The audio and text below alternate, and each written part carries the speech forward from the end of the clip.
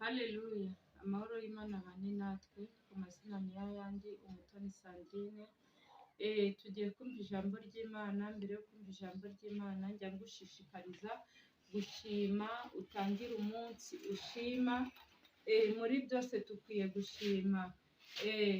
Ubwo tugiye kumva ijambo, ariko wowe wabonye ubyuka bikemera, shima.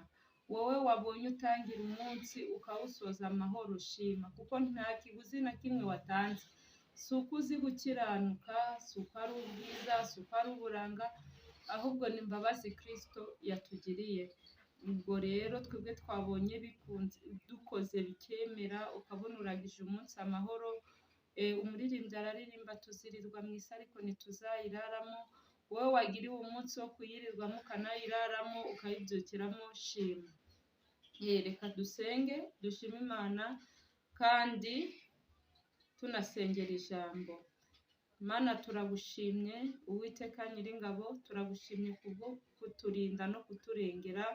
Hari benshi bavuye mu mubiri, abandi biswa andi mazina, abandi bahuye n'ibibazo bitandukanye. Mana, twe kuba waturinze si uko tuzi gukiranuka, si uko turi beza, si uko ari uburanga, si uko ari icyubahiro, ahubwo ni imbabazi zawe watugiriye. Nyemerera Mwami Imana, iyi saha tugiye kumva ijambo ryawe, ntirice mu gutwi kumwe ngo rihinguke mu kundi, ahubwo rishinge imizi mu mitima yacu, mu izina rya Yesu, amen. Tugomba gushima muri byose, kuko urupfu ntacyo waruha kugira ubeho. Nubwo waba ufite imitungo ingana ute, ntacyo wagura urupfu. Ubwo rero ni ugushima muri byose twe tugihumeka. Kadusome ijambo ry'Imana riri muri Daniyeli 6:18 kugeza kuri 23. Ijambo tugiye kwiga cyangwa se kumva rishatse kuvuga ngo ibuye nakugeretseho cyangwa se wowe wangeretseho, igihe cy'Imana nikigera uzaza urinkureho cyangwa se ngende igukureho. Reka dusome mu izina rya Yesu.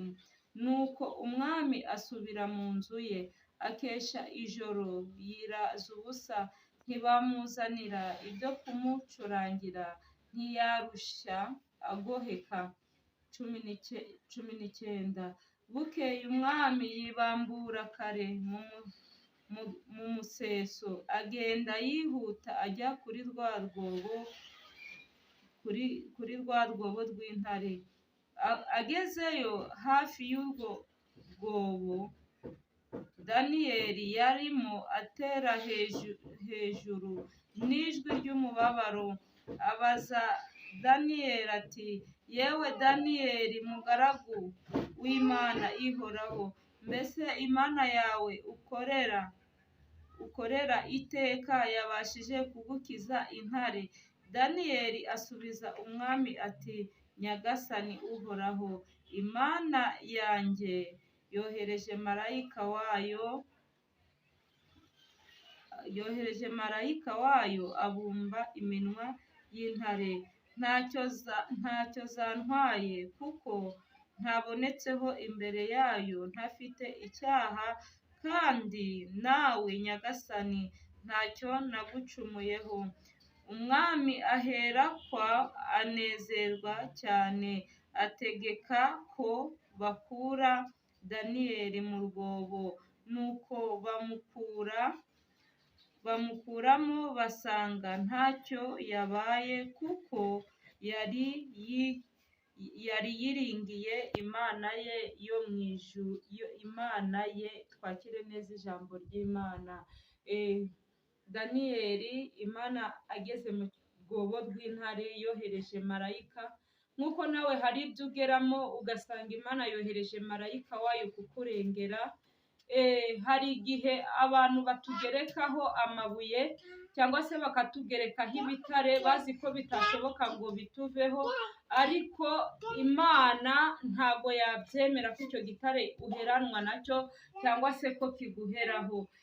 Daniyeli, Imana yohereje marayika wo kuza kubumba ya minwa y'intare.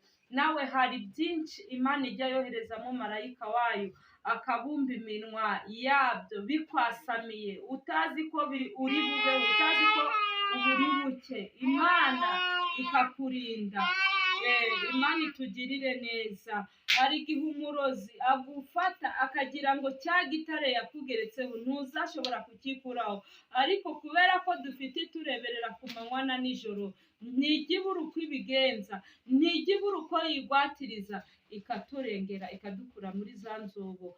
Umuririmbyi araririmba ngo bwira abanzi bawe barekeraho, ngo urwobo bagucukurira bateremo insina. Njya nkunda kuvuga bateyemo insina igitoki cyakwera bakakirya, ahubwo bwire bateremo imiyenzi, kubera ko imiyenzi nta kizabamarira, usibye nayo ko hari igihe igirinda urugo. Nibarekeraho urubuye cyangwa se urutare bakugeretseho. Kristo aje gutegeka. Kristo ntago ajya abura amaboko yo kuza gukuraho umuntu urwo rutare. Uhumure wowe ufite ubwoba, wowe ufite ibibazo, humura, Kristo ntago ajya abura inzira yo kurengera abantu be. Imana itugirire neza kandi Imana iturengere. Reka twongere dusome irindi jambo ry'Imana riri muri Yohana 11. Hari igihe Kristo ajya yemera bikanuka, hari igihe bijya bitugeraho akemera ko binuka nyine. Hari igihe binukira n'imiryango, hari igihe binukira inshuti. Umva n'inshuti niyongere kukandagira iwawe cyangwa se niyongere kukuvugisha kubera ko byanutse, ariko uhumure, hari igisubizo. Tugiye gusoma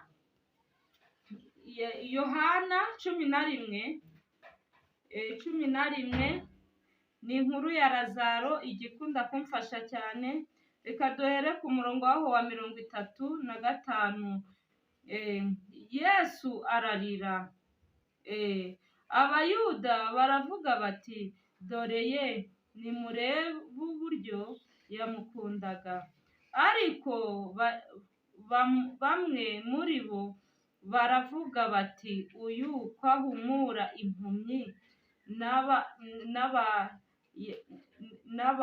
yarabashije kubuza n'uyu ntapfe. Yesu yongera gusuhuza umutima, agera ku gituro cyarasenga gishyizweho igitare ku munwa. Yesu arababwira bati, nimukureho igitare. Marita mushiki w'uwapfuye aramubwira ati, databuja, none aranuka, amaze iminsi 4.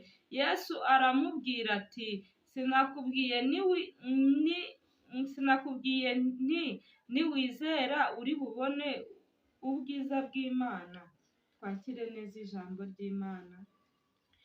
Hari igihe Yesu ajya kureka mu kibazo cyangwa se akakigusigamo, atari uko yananiwe kugikemura, ahubwo ari ukugira ngo imirimo y'Imana yerekanirwe muri we. Yasize Lazaro arwaye, si uko yari ananiwe kumukiza, si uko yari ananiwe gucecekesha ubwo burwayi, kuko nta kintu na kimwe kitamwumvira cyangwa se kimwubahe. Iyo avuze ngo tuza nituza, biratuza. Noneho arangije aragenda amusiga ari indembe.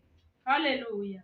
Amaze kumusiga ari indembe, ngo bashiki be baramubwira, bamutumaho, baramubwira, Yesu inshuti yawe wakundaga Lazaro ararwaye kandi ararembye.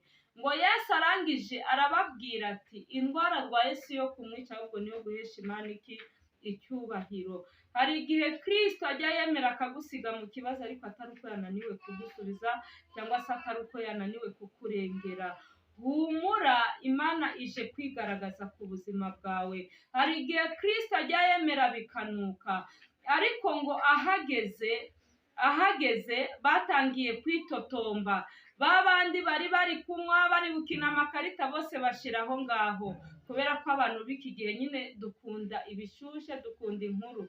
Baravuga, baramukurikira. bahageze ngo arangije aravuga ngo ndashaka mukureho kiriya gitare, babandi bagishizeho aribo baza bagikureho.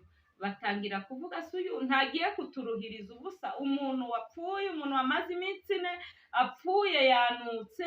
Ariko icyo nkundira Kristo, haleluya, yaravuze ngo data kubw'aba bantu bangose nzi ko usanzwe unyumva, haleluya. Arangije ahamagara Lazaro inshuro ya mbere, abavuga baravuga barokore barasaze. Ahamagara Lazaro inshuro ya kabiri, Lazaro ntiyitaba, amagambo arushaho kuba menshi. Ahamagara inshuro ya gatatu, Lazaro aritaba, izina ry'Imana rihabwa icyubahiro. Uwari wapfuye arazuka, bari kuvuga yanutse, kandi nawe urumva ni ibintu bidashoboka, ariko Kristo yabigezemo birashoboka. Nta kidashoboka imbere y'Imana, ibidashobokera abana b'abantu ku Mana birashoboka.